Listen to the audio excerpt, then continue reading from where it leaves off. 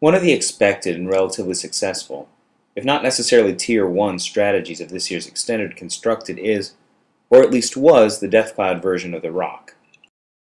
Recently racing to the top 8 of Grand Prix Los Angeles, reigning U.S. National Champion Michael Jacob turned this archetype on its ear by removing the defining Deathcloud in favor of more aggressive cards such as Tarmogoyf and Bitter Blossom.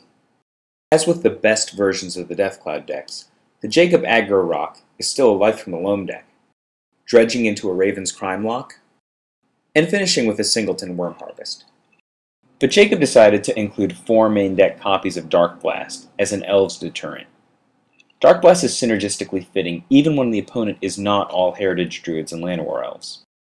It helps to find Life from the Loam by adding to the potential dredge options early, and in a model that sometimes relies on finishing with 1 Worm Harvest, where a card in the graveyard is almost as good as a card in hand, any more options that dump spells into the graveyard with essentially no cost might be welcome. Now, if we approach this deck as an improvement on an existing archetype, I would say that the most striking thing in my testing was how easily the Jacob deck is able to deal with aggressive and burn decks. Previously, the Deathcloud decks had to resort to splashing for sideboarded Circle of Protection Red or similar shenanigans. But the Jacob deck supplements Kitchen Finks with another solid and fitting aggressive card. In this case, one that is capable of gaining much more life while kicking many more butts all over PTQ tables. Umezawa's Jitte. Keepable hand gives us a first turn Thoughtseize, and Thoughtseize stinks! At least we're taking a card that might do 5 if we're going to pay 2.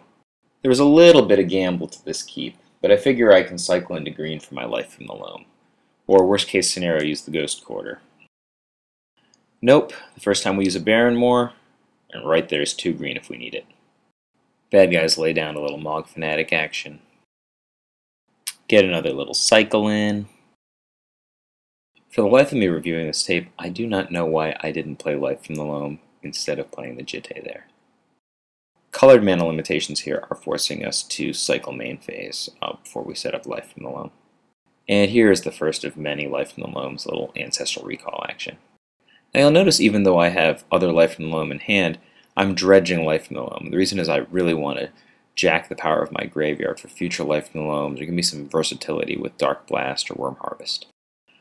Pretty cool play here. He comes with the Mog Fanatic, and we're going to use a Slaughter Pact to save a point. He actually shoots us with the Mog Fanatic, which means we don't have to pay for the Slaughter Pact on upkeep.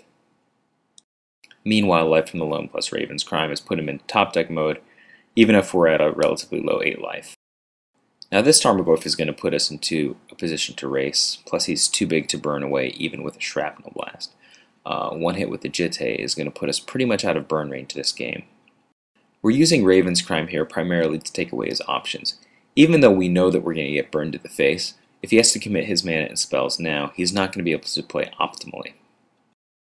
Between Raven's Crime, Tarmogoyf, and Jitte, Putrefy on this Keldar Marauders is a pretty good play.